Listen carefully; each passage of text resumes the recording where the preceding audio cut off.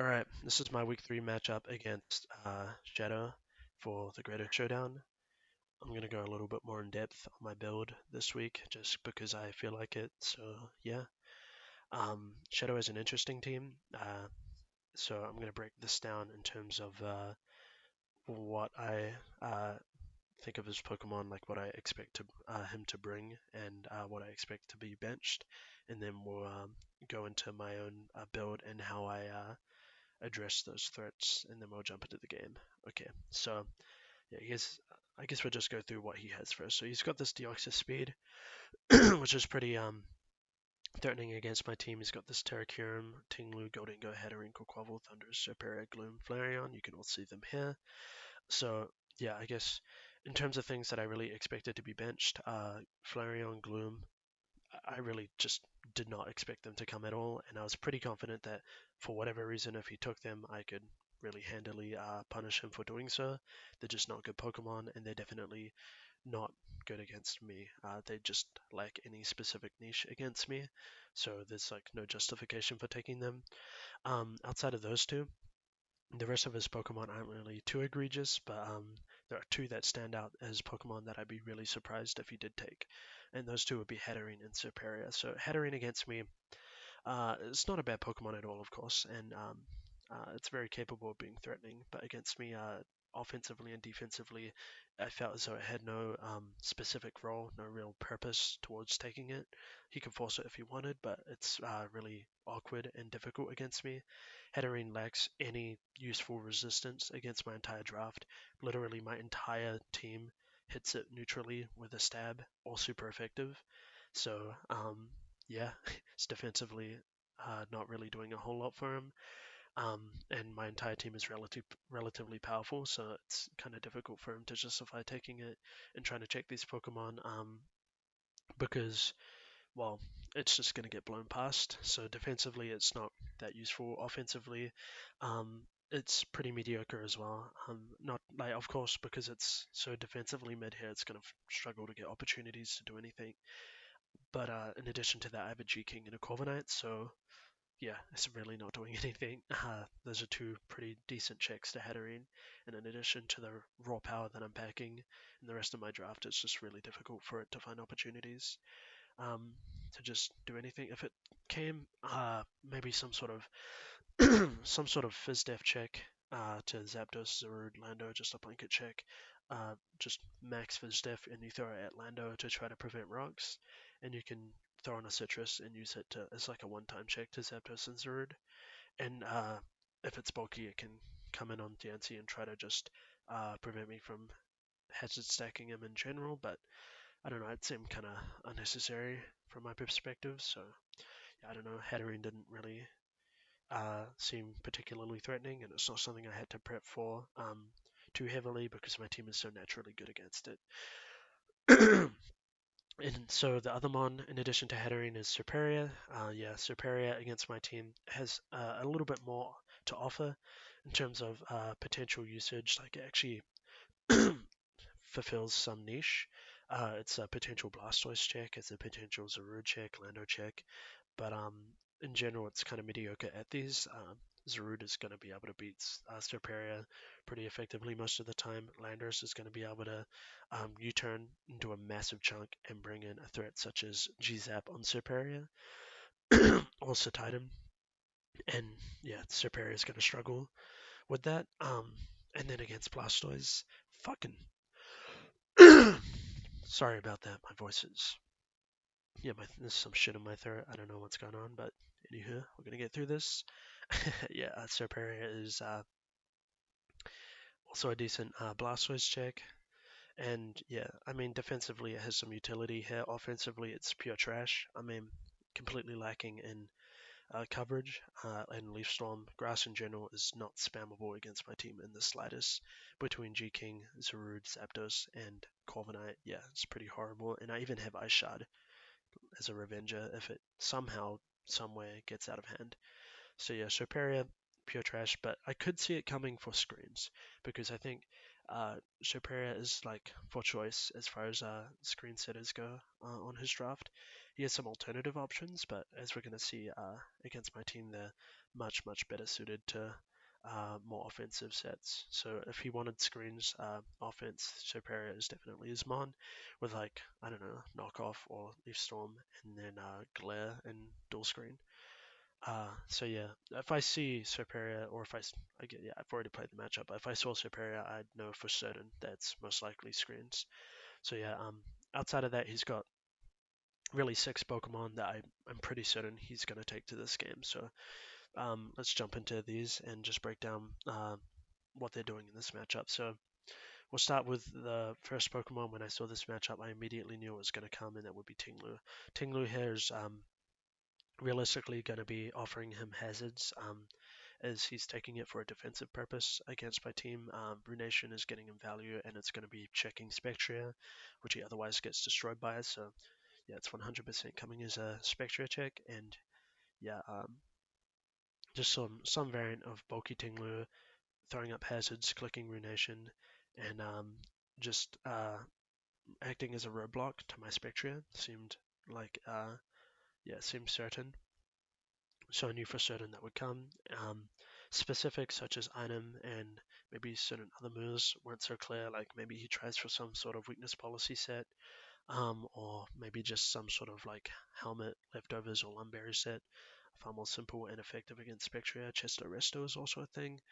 Um, so yeah, Tinglu has a lot of options, but generally it's always doing the same thing, putting up hazards and checking Spectria. So yeah, the next one that I thought was pretty simple was deoxys speed in this matchup. Incredibly threatening. My team is so weak to Psychic. My two Psychic switch-ins are Zarude and Corviknight, and deoxys speed is pretty effective against both of them. Non-Terra Zarude, it gets Focus Blast, Ice Beam, but the reality is that I'm most likely terroring my Zarude, which means that it's not really going to be a sustainable check to Psycho Boost throughout the game. And then in addition to that, there's also Corviknight, but Corviknight is a pretty terrible deoxys speed check. I was looking at the calcs, and yeah, Life Orb, Thunderbolt after a nasty plot is just eviscerating Corviknight. I'm not doing enough back, and it's really quite difficult to revenge that set because it's yeah, it's just killing everything else. Yeah, like +2 Life Orb, Focus Blast, or Psycho Boost against the Rude is really strong, and yeah, I don't have an initial switch in because it beats both of the psychic resists. Everything else kind of gets blown away. Okay, I do have an initial switch in, and I'll show you that when we get to the build, but yeah, it's far from ideal. As yeah, I mean, the calcs against this guy is crazy. Uh, like J King is getting blown up by +2 Life Orb Psycho Boost. It's just such a strong move, insanely powerful Pokemon. So yeah, um, and yeah, that nuke of a move in combination with Bolt Beam coverage just is a huge problem for me. In addition to the fact that Dio Speed is just impossible for me to revenge, I have two Pokemon that are capable of revenging it if they run a Scarf. Yeah, like only two Pokemon on my entire team can outspeed it with a Scarf. Like what the fuck? Yeah, so it's faster than G-Zap if it runs like nearly max Timid, which is pretty scary for me. Um, so yeah, because Spectria into Tinglu Scarf is just not really a thing, and Zarude in this matchup is fantastic, but I really need a lot more out of him this matchup, and yeah, Scarf is just not quite doing it for me. I need to squeeze more value out of my Zarude defensively and offensively, and Scarf really restricts my ability to do so. And it also causes me to fear certain other options that are really likely to come because just looking at his team, notice how there's an enormous amount of paralysis spam, and yeah, that's going to become a factor when we get into the set that I took. So yeah, anywho, so deoxys speed for those reasons, just in terms of speed control, is like in addition to its raw power, is just incredibly threatening to my team. So I was pretty confident in those two sets coming, and of course Dio Speed, like because the psychic move is so spammable, and it's really just that in combination with its inability, like my inability to revenge it, it means that there are just a whole slew of other variants that he can run on this mon that can effectively achieve a similar outcome, and yeah, they're like basically just as threatening to my team. So yeah, really scary mon. Next is Goldingo. I felt Goldingo is pretty simple. there are really only a couple sets that I thought would be coming out of this mon. Scarf, Specs, and Kolba, Nasty Plot, or T-Wave were like really the gist of it. Possibly Shooker instead of Kolba, but I felt like Kolba was a little more likely. So, and I mean, in general, Golden Go is quite simple. It's incredible in this matchup because it completely shuts down the likes of Corviknight. It's a fantastic check to G-Zap, Diancie, G-King, Cetidon. It's not bad against Blastoise either. With Scarf, it can thread in Spectria as well as a Revenger. And yeah, its stabs are incredibly spammable into my team. Shadow Ball is fantastic here. Um, so yeah, just a really, really annoying Pokemon in this matchup. Colberberry T-Wave is a fantastic lure for the likes of G-Zap, Zarude, fantastic check. Similarly, Shuka Nasty Plot ideas as well is a very difficult set to revenge because Goldingo has enough natural bulk to live certain attacks from full. Like it can live a Zarude hit from full, it can live a G-Zap hit from full. And if it's running Shuka, then it can live the Lando hit from full, and then it's just really difficult for me to revenge, especially depending on what my Spectra set is. Um, so yeah, Pokemon is a bit of a landmine. Many different lure sets that it can run, and yeah, I'm in a bit of a tricky position because I really don't want to allow that to get ahead against me. So yeah, I've got to be very cautious around Goldingo.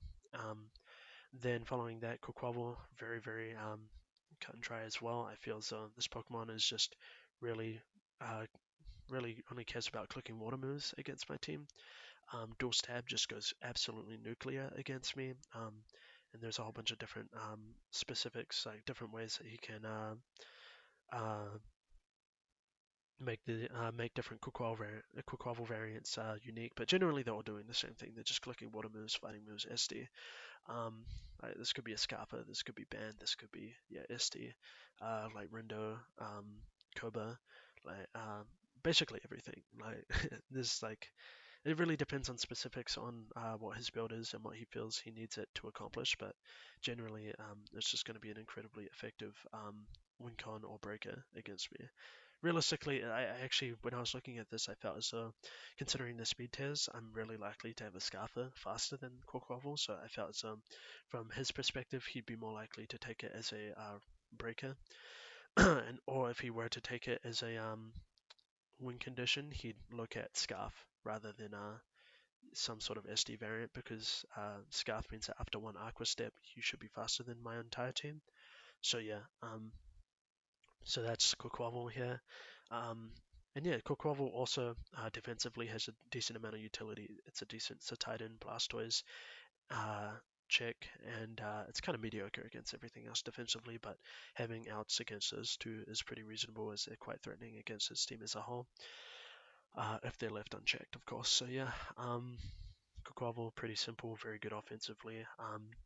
Not essential for anything, but yeah, I could see it being benched for Serperior, for instance, as Serperior can check similar things, mostly Blastoise, and makes him better against the likes of Lando, and gives him enables his other offense rather than just getting another offensive option, which I think is equally valid, and he has other ways of dealing with the Titan.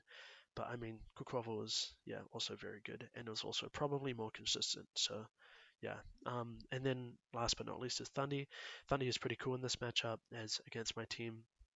It can really make use of new toys that got this generation, notably Acrobatics, which allows it to run a very effective Defiant set against Lando. You can click Acrobatics and just blow my guy away after a Defiant boost. So there are some cool sets that can just go for game, like Adrenaline Orb, which I have to be very careful of. But realistically, I'd expect them just to keep it nice and simple, and because in general, Acro and T-Punch are really difficult for me to switch into with a Defiant set. And if he really wants to, he can run a Prankster set for T-Wave security as well, which is also very, very scary and annoying for me.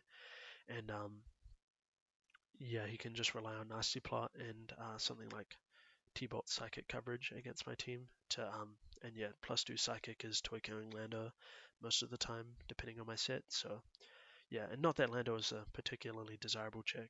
I mean, I guess the problem with special is that it's difficult to make ground both Lando and Zarude in terms of coverage. So if he can't force my Zarude to Terra, it's not so good. But I mean, yeah, just thunderous things. Realistically, it's probably just going to be some sort of acro set.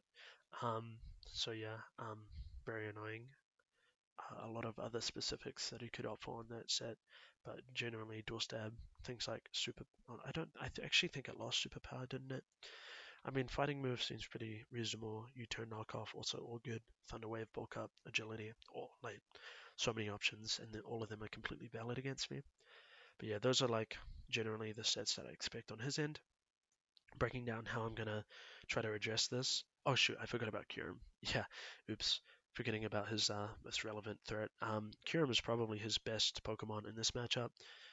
Actually, no, I take that back. I think Dio is better, but Kyurem is like very, very close to being as good as Dio, which is unfortunate for me because they're both, yeah, Dio is insane against me. So having another Mon of equal threat level is not appreciated. But Kyurem is pretty crazy into me. Yeah, just its versatility. Um, just in terms of coverage, Bolt Beam is like really unstoppable. Ice Ground also equally unstoppable. Many different specific angles that he can take that are all like really impossible to check on their own. But the fact that he can choose between which one he wants to run makes it really difficult to contain. Because it's like, okay, I can check this, but can I check this other variant of Kyurem at the same time? And then yeah, when they're all equally threatening is just a bit of a nightmare. In addition to killing Kyurem, this mon has fantastic natural bulk, and that coupled with its ability to change its type, I mean, yeah, just thank God that this Pokemon does not have access to Roost anymore.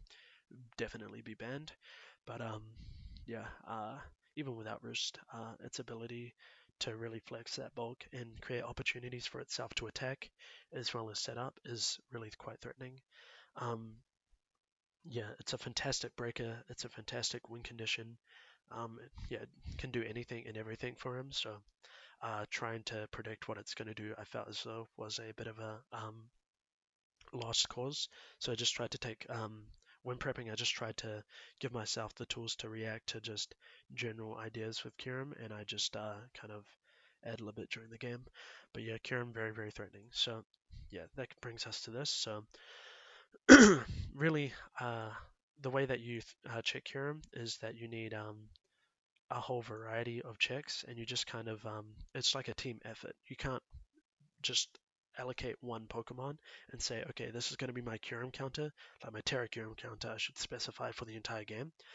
Even just normal Kyurem is hard enough to do that with, but yeah, you can't do that with Amon as threatening as Terra Kyurem.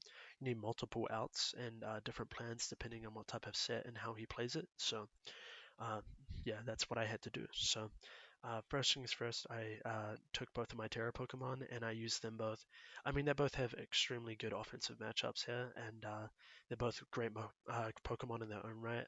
But they're also both being used as ways of accounting for certain Kyurem variants, as I can use them both to check different Kyurem sets depending on what he takes. Terra Steel, Zarude, Terra Fairy, Thick Vet, Satitan. Um, yeah, having a Satitan is quite nice. It's generally a good deterrent to ice coverage.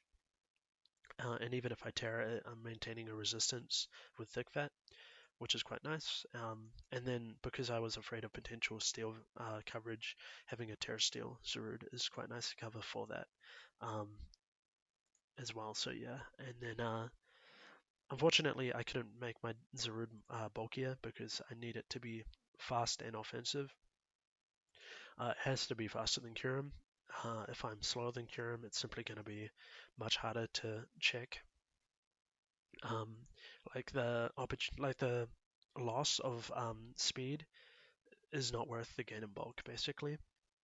As the best way, like the best defense is a good offense, and this is a good example of that. Rather than just trying to live hits, it's better for me just to try to be faster and kill it. So yeah, that's Zarude. Especially if he's some breaking variant of Kyurem, it's good not to tunnel vision into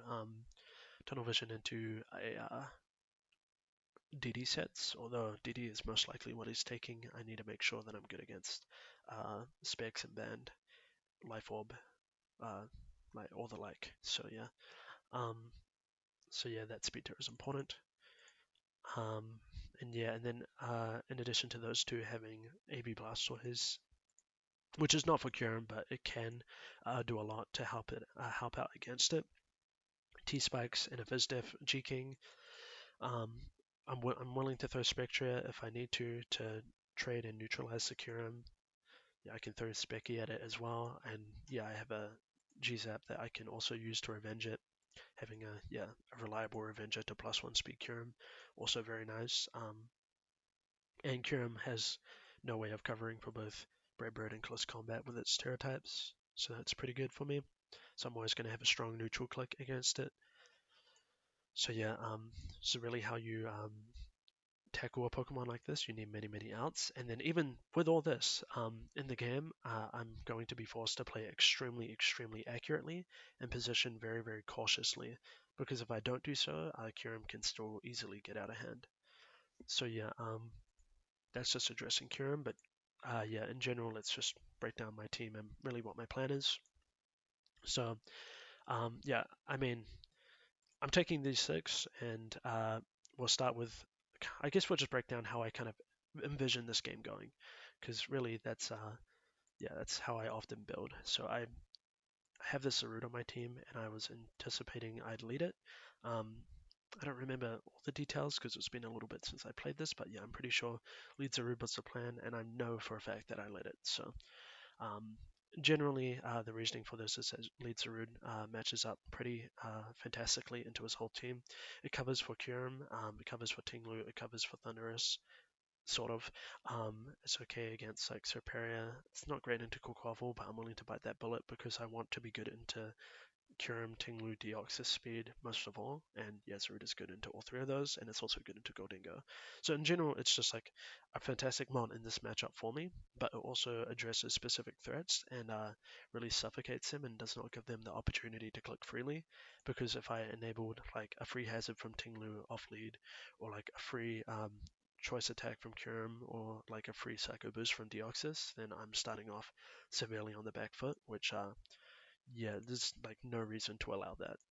Instead, I should be fighting to get an advantage immediately, and then I want to try to hold on to that advantage for the rest of the game. So Zarude is my lead to try to achieve that, as it is decent into most of these. I believe the Spit F allows me to live things like Deoxys, Focus Blast from full. Like I think that was like Specs Deoxys Focus Blast from full.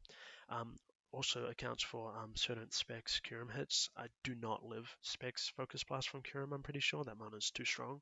Like I'm not certain. It's been a little while since I calced for this matchup, but I'm pretty certain that just based off of my head calcs, Kyurem is too powerful for that. But yeah, in general, being faster than Kyurem, yeah, relevant. And then yeah, just zero things. Lead, and then yeah, following from that, my plan was to leverage that. It's actually not clear what his initial Zerud check would be in my mind. Options such as Thunderous, which doesn't need an item to run an Acro set, Serperia, Kolba, Goldingo as a lure, Hatterene, or Kyurem itself. So finding that out would be good information, and that can really inform me on what the rest of his build is as well. And then from there, I didn't really have an exact sequence in mind because I really wasn't sure exactly how he'd be reacting to my Zarude. So instead, I just kind of was like, okay, my plan is to go from the Zarude and find a way to get in my Spectra and my G King as soon as possible, with the goal being that, okay, I want to get up my T spikes as early as possible, and ideally, before I even do that, I want to bring in my Spectra, force a Pokemon out, and lure in his Tinglu. So let's break down the Spectra set. So the plan with the Spectra was actually to target the Tinglu, which is a fantastic, amazing counter to Spectra. But I was just looking at this and I was like, okay, Hazard Stack is like extraordinarily annoying, and Goldingo is a fantastic removal blocker into my team, and there's no way that I'm ever really removing hazards if he doesn't want me to. So to circumvent that, I was like, okay, I can allow him to get up one hazard. So Zarude lead is not OHKOing Tinglu. So if he wants to just spam hazards in the face of my Tinglu, in the face of my Zarude with his Tinglu, then he's gonna get at least one. So like no matter what I do, I have to live with it. It's just not stoppable. If I taunt him, he could be mental herb. So yeah, yeah, I can't stop him from getting up 1 layer, but I can stop him from getting up 2.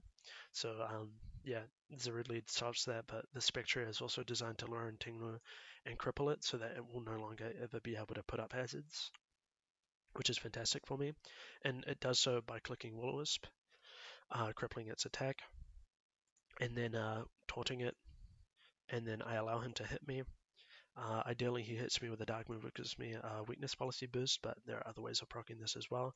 It's sort of just there for the sake of being there, but it makes it more difficult for him to revenge my Spectria, and it can also put him into a very difficult position, force him to reveal information on Scarfers and such.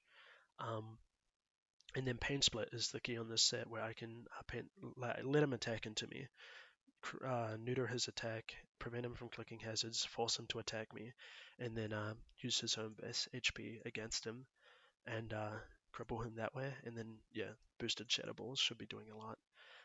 Once he's really low, okay, they're not going to do a lot, but they're going to do enough once he's that low. And yeah, that should be enough chip to prevent the Tinglu from being able to effectively hazard stack for the rest of the game. So that's really what Spectre is here to do. In the event that it doesn't exchange with Tinglu. His team has no good Spectre's Shadow Ball switch-ins, and Spectre is really strong, so even though I'm not that offensive, it's still going to get the job done. I can still use this to sabotage things like Physical Curum, Quaquaval. It's annoying for Thundy, Hat, Syrup, Gordingo. Like, it's still just really annoying against him in general. So yeah, fantastic set. It's going to get value no matter what happens, which is really what I was looking for, because that was a bit of a puzzle against Tinglu, trying to find a way to enable Spectria. So I thought this was quite a creative and fun set, because its value, it doesn't have to win the game. It doesn't have to kill half his team. It just has to trade with one specific Pokemon, which is all the value I need from it. And if it can do more than that, then fantastic. So yeah, and then yeah, G-King. The other thing I really noticed was that his team was absurdly weak to T-Spikes, so getting them up is quite nice. Realistically, I know that they're going to hit like probably 3 to 4 members, which is enough to justify. Curum, I'm not sure if it'll be boots, but I suspect it won't, based off of Shadow's playstyle. I think it's a waste of a Curum to run boots anyways. Um, you're really severely limiting the potential value that you can get. And into my team, Kieran really appreciates items, so I suspected that T-Spike would be a fantastic way to neuter Kieran if I can get it up and keep it up. And in addition to that, it's also how I'm planning to really restrict and check this Dio speed. And it's also just generally extremely valuable into the likes of Tinglu, Quavel, Hatterene, and Serpera. So yeah, and then, yeah, just outside of that T-Spike, G-King generally is just checking the Hatterene, Quaquaval, Thunderous, and Serpera using its natural typing in bulk. Colba Fizdef makes it a decent enough check against Quaquaval. Its calm nature allows it to take on Hatterene, Serpera, and Thunderous relatively well, as that covers for physical and special Thunderous well enough, I felt. So yeah, that's a G-King set. And really, this guy just needs to exist to make sure those threats don't get out of hand. Use Chilly Reception to enable my own threats, and T-Spike to get value um, offensively. So yeah, that's G-King's purpose here. And then Scarf G-Zap, I needed a Revenger to +1 speed Curum, +1 speed Quaquaval, Serpera, Goldingo, Thunderous, like it's just really useful for that. And I kept it simple with the EVs because I just wanted to punish any aggressive speed creeping with Dio, because that would be fantastic for me if I could do so. And yeah, I really did not see much value in preserving those EVs for bulks, for my bulk, because it was so negligible since I'm already speed creeping Curum, which is like 95 base speed. It's only like, yeah, there's a difference of 5 base speed between us, so it's like really, really limited amount of bulk, so I figured that was kind of irrelevant. But potentially catching a greedy Dio speed is not irrelevant, so I just took that gamble, and I felt like there was very limited, like basically no risk in doing so. And that brings us to, yeah, last two. Blastoise is my dedicated Dio speed check. I mentioned this earlier, but I didn't have ways of. Did I mention this earlier? I don't know, I've forgotten. But yeah, Blastoise is my mon that I'm throwing at that guy as my Psycho Boost Sponge. yeah, because I really have nothing else to do. It's also a decent Goldingo check, which is hard to come by on my team. And I don't want Zarude to be purely defensive. Like so, yeah, having another mon that can take up that responsibility is quite nice. And the cool thing about this Blastoise is I was kind of really struggling with ways to check his Pokemon because they're so powerful that having a way to check it is okay. One thing, you can like switch in and not die instantly, okay, but can you do anything back? Because if you can't, then you've achieved nothing, right? Okay, you didn't kill me immediately, but you're just going to kill me slowly rather than quickly, which is like not really helping my case. It's still the same result. So that was really my problem when I was using like brainstorming sets like this.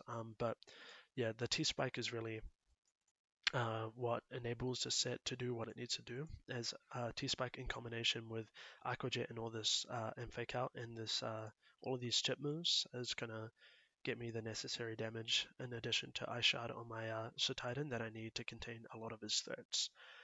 Fake Out getting extra turns of T-Spikes in particular is like incredibly clutch in this matchup. So yeah, very cool Blastoise set. Very rare that you get to see Fake Out used viably in singles, but yeah. Um, yeah, cool. And yeah, this is just another mon that is just here to exist to for me to throw at certain things, and its entire offensive value is just getting chip on things and milking T-Spike for all it's worth, and then it just pivots out into an actual threat such as GZAP, Zarude, Spectria, or Titan. So yeah, last but not least, we got this Titan. This Titan was a part of the core and designed to deal with Kyurem, but in general, Titan is also just fantastic in this matchup offensively. The value of Ice Shard cannot be understated. Against mons like Thundurus, Superior, Dio, Kyurem, very, very useful. So yeah, unfortunately I couldn't opt for a Belly Drum set because I was afraid of Mirror Herb Quavel, and I am running Thick Fat for the Kyurem instead of Slush Rush for two reasons. It's not super relevant actually, like, I don't need Thick Fat, but I liked it. It was a nice luxury pick. But more importantly, if I were to run Slush Rush, I want to Speed Creep Dio Speed, and that means I have to run like Max Jolly, which is like really dog shit.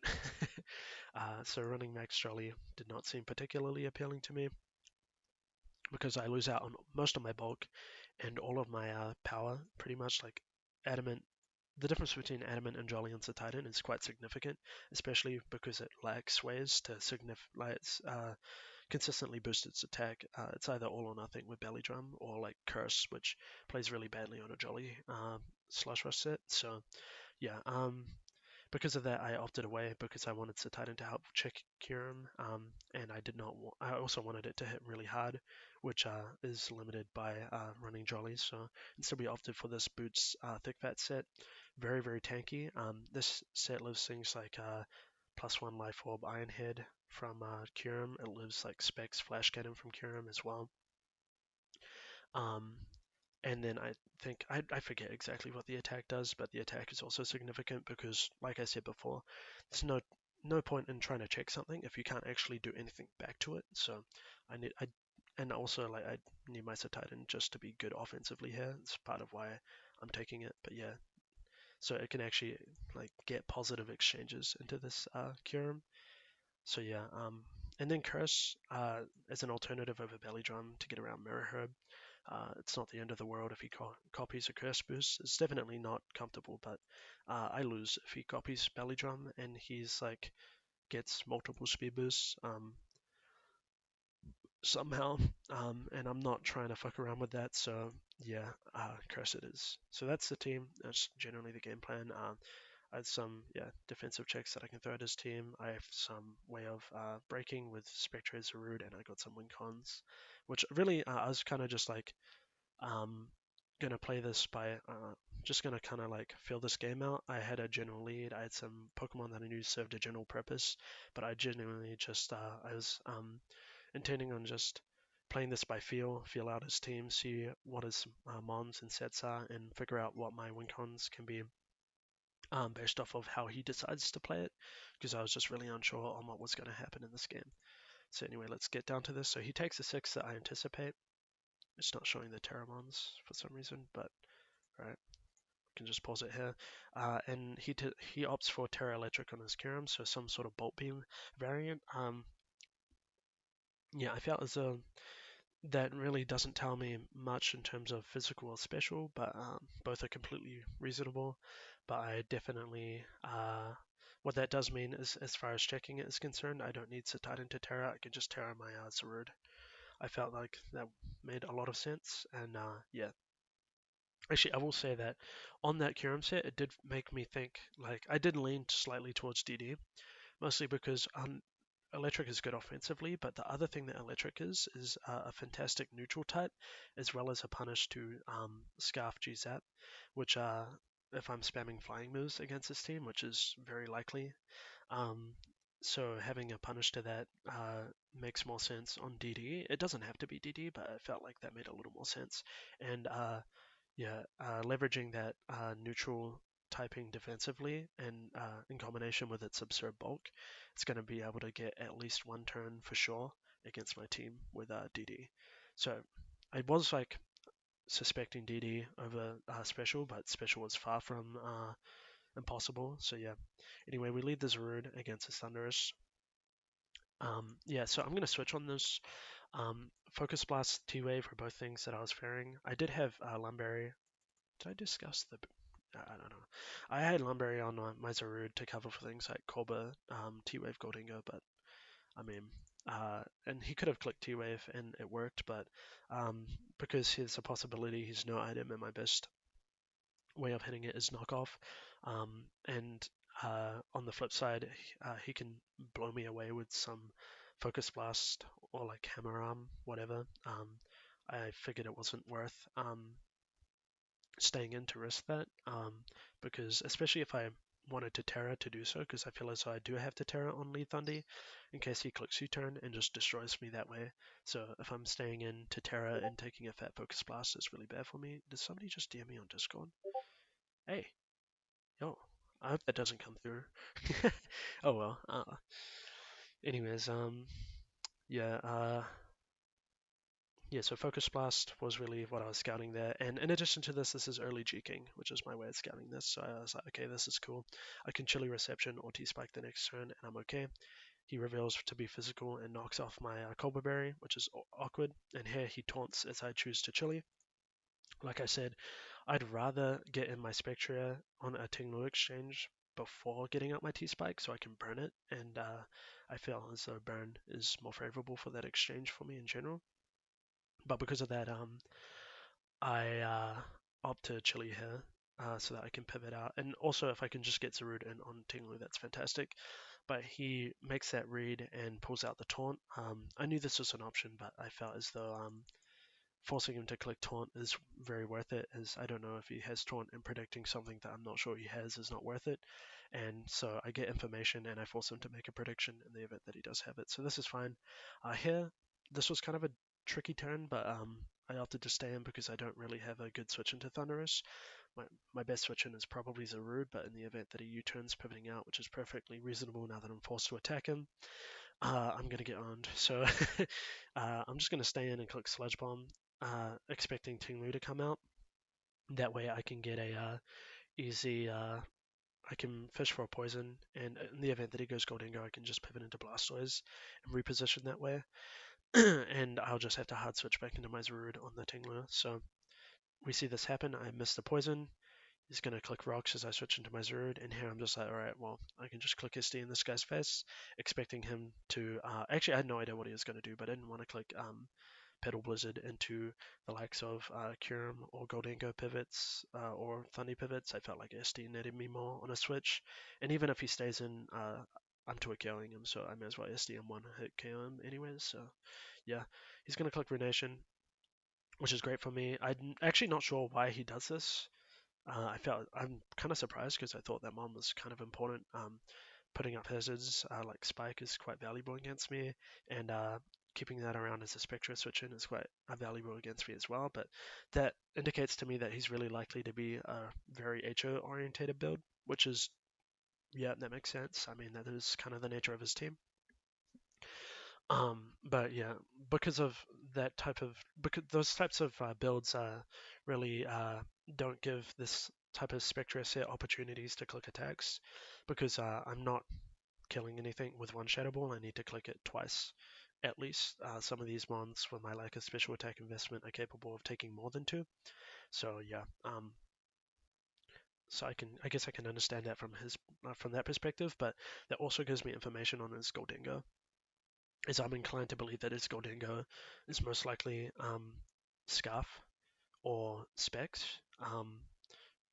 Because I don't know. I feel like it's the one set that I know of. Okay, that was kind of like stupid on me. It could still be nicely plot, but in general, I really don't expect it to be T-Wave. I should specify. I should have just said that, but yeah, because T-Wave works better. I feel like on a more slow-paced team. So if he's playing it like this, it doesn't really make sense.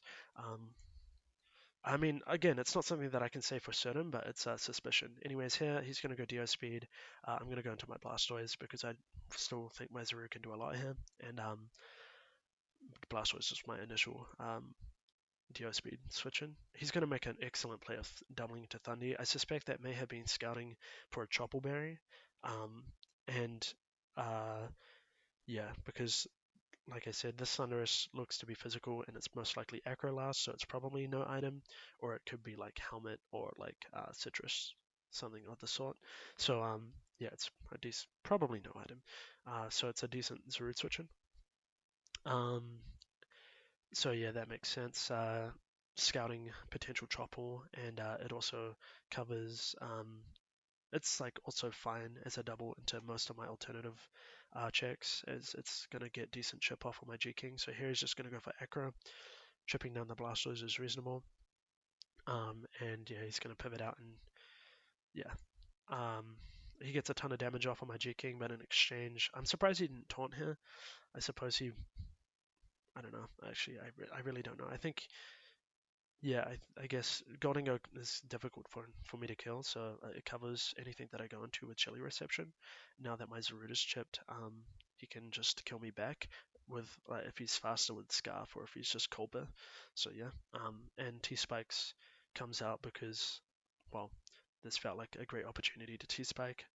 Uh, yeah, since my Spectra doesn't have to wait to do its thing anymore, since that's irrelevant, Tinglu's dead, I can get out my T-Spikes, which is going to be really relevant because really soon I suspect he's going to get in his Kyurem and he's going to get in his Deoxys even more, so I can't really afford to not have this T-Spike up. As trying to beat those mons without it is going to be an absolute nightmare. So here I'm just going to pivot into my Blastoise, and unfortunately he gets a crit, which is going to stop me from potentially staying in here to click Liquidation. If he click Shadow Ball, he was likely putting me into Torrent range, so Liquidation is Shadow Ball would have been really, really nice, as its fantastic chip gives me information. But instead, he just Shadow Balls twice. This reveals, like, I forget exactly what this reveals. I know it's offensive, like max special attack. I wasn't sure if it was modest or timid. It's probably modest against my team, most likely. And it was definitely not specs. So here I'm going to go into Zarud and just click knockoff, I suspect. Because, yeah, I need to kill this Pokemon and I don't Terra in case he's Scarf. So that I can just chew up any Shadow Ball. Here I'm going to Terra and click Synthesis. I wasn't sure if he expected this. And even if he did and click Taunt, it's better to force him to click Taunt. So we get this play right. And then I'm going to click, and then here at this point I got my T-Spike up. And I have my Spectra, my Titan looking good, and my Zapdos is looking fantastic as well. If I can cripple this Thundy, which I know doesn't have T-Wave, so at this point I was like, okay, I can just force a trade into this Thundurus. And I feel like I'm very, very much like am up in the game, so I don't have to risk much. I could go for another Synthesis, which I really should have, based off my own logic. Forcing him to taunt is fine, but I was more afraid of him U-turning into the likes of Kyurem or Scarfer. So I ended up psyching myself up. In hindsight, yes, Synthesis in this exchange was a play, but instead I just knock off till it's dead, trying to avoid any taunt shenanigans. But I felt okay at the time doing this. Like in hindsight, Synthesis was like no drawback, and it made a lot more sense. But because he's never going to U-turn into like Goldingo if it's Scarf or Deoxys, because he has to risk me just clicking knockoff. So yeah, in reality, he's probably just staying in to cripple my Zarud. So I'm just going to spam knockoff, but yeah, probably should have clicked Synthesis. But Oh well, nevertheless, Thunderous is dead, and he's going to take this as an opportunity to cure him, and thank God he gets affected by the T-Spike, which is going to make this nice and easy. Rather than switching in, I figured my best approach to keeping this at bay is simply accruing as much chip as possible. If I can knock off on, like I can absorb a Specs hit and then he's crippled and very easily revengeable, or I can knock off on a DD and then I have priority and other tools like I can revenge him with G-Zap, I can deal with it with Blastoise for instance. So yeah, he's gonna DD. Okay, I can sack my Zarude here, which is fine. Zarude isn't doing a whole lot more now that it's crippled. Oh, I'm low on battery. Oopsies. I better finish up this recording then. So yeah, here I decide rather than going G-Zap, I don't want to risk him preserving his Kyurem because I can't Brave Bird, I can't knock off, I have to CC to kill this, and I don't want him pivoting into Deoxys or Goldingo because that would put me down a sack, and I really can't afford that. No, it's actually likely to put me down 2 sacks because I'll lose out on killing the Kyurem, and then he'll get another kill in response, like in exchange with that positioning. So instead I go Blastoise knowing that he's likely just to stay in, not like expecting like an Aqua Jet and being like, okay, I can get like another kill and a half with this. But instead, I click fake out into Aqua Jet. Kyurem is crazy. It lives that. I really did not expect it to live. I wasn't really calculating. I just assumed it killed. But it doesn't really matter because Poison finishes off the job. Here I was like, okay, Spectre is fantastic into the rest of his team, so let me just go into this as it covers for basically everything, and it's most likely going to be a duo coming out. And then against the duo, I was thinking, and I was like, okay, if he's Life Orb, it's a roll for me to die to Psycho Boost. So unfortunately, I feel like I need my Spectre against the likes of Quaquaval, Goldingo, and even just one-shotting this Dio after it blows its Psycho Boost. So instead, I'm going to hard pivot out into Juking, expecting him just to click Psycho Boost. We see that happens, and then he kills me, and he doesn't reveal Life Orb, so he kills me still, and he doesn't reveal Life Orb. So I was like, I wasn't calcing, I just kind of assumed, oh well, he must be Specs. Um, I mean, yeah. So I was running on the assumption that it was Specs here. So here I go into Titan, knowing that he probably doesn't want to risk letting his Deoxys go. It is going to cover for Scarf, G-Zap, and Spectra extremely well. So I knew that he'd preserve it. So here I'm going to click EQ as a heads-up play against Quaquaval, which means that well, it forces him to react to the Titan in front of him, and it also means that there's no Cobra shenanigans when for my G-Zap when I go to pick it off. Here I recognize that I have Scarf G-Zap, he's unlikely to be banned, but I'm in a position where I need to preserve my sacks, and I'm going to need the Titan at full for this Deoxys, and potentially for the Goldingo. So here I make a heads up play of going hard G-Zap, because I know even if he Aqua Steps, which he does, I'm going to be faster because I'm Scarf. So here I just pick him off with Brave Bird. Of course, if he was yeah, things were pretty dire if he was Scarf of his own, but I was thinking on it, and if he's Scarf Quaquaval with the Specs Deoxys in this endgame, I'm like completely losing anyways. So I made what I felt as though was my only winning play in the event that he didn't have an endgame that was basically unplayable for me. Like Scarf Quaquaval just cripples the Titan, and then he has sacks to cycle between, and he can just Psycho Boost twice against my last two mons with Specs Dio Speed. There's really nothing I can do to stop that. In addition to the fact that there's a potential Scarf Goldingo here as well, which makes that in-game even more unwinnable for me. So I just chose to risk Scarf Quaquaval because at least if it's not Scarf, I still have winning chances. Which, yeah, that turns out to be the case, but yeah, that was an option. Uh, very tight in game. Here, of course, I sack my Zapdos. No point in saving it, especially when his only other mon left is Goldingo. And here I go into Spectra. Now that he's -2, even with Specs, I should always be living this. And because it's a Spectra, I know that he can't switch into Goldingo because he can't live my Shadow Ball. So I know that I get the kill on Deoxys. And then how this endgame plays out is that if he's Scarf on Goldingo, he clicks Make It Rain, and then my Titan, because I EV'd to live Specs Modest Curum Flash Cannon, I was doing head calcs during the game because I was so long time I couldn't actually calc it properly. But I'm pretty sure Goldingo has approximately the same base special attack. That I EV'd it to live modest specs. Flash cannon from Kirim. Um, Make It Rain is 120 base power, so after a Scarf Make It Rain, picking off my Spectra that barely lives the Psycho Boost, he'll go down to -1 on special attack on his Goldingo, which makes the Make It Rain equivalent to base 80 power. He's not Specs, he's Scarf, but the stab boost should make it equivalent to Specs Kirim. So it's literally the same calc. So I was like, oh shit.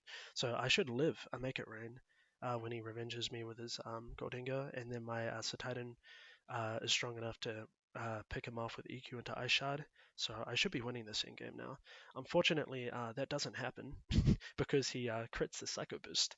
Yikes. So yeah, that really just completely ends the game. I'm not exactly sure what other type of Goldingo set he potentially could have been to get around that. Maybe if he was Endure Custat would have done it because he can Endure on my Spectria.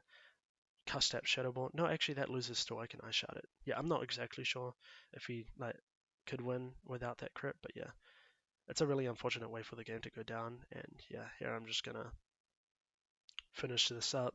Really nothing I can do. Maybe you could have argued that I should have clicked EQ on the deoxys hoping for some choke, but Shadow's a good player and I'm not gonna fuck around. I know that the game is over. So yeah, unfortunate. I mean, I was pretty happy with my prep. I thought I prepped and played this pretty accurately with the exception of that Sarud turn.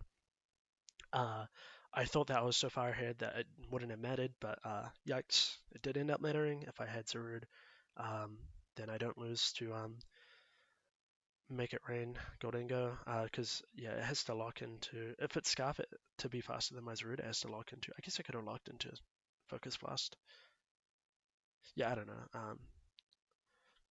Maybe I lose that if I preserve Zarud to a crit anyways. I'm not exactly sure, but I know that would have been easier for me if I had a Zarud, so it's definitely a missed opportunity on my end.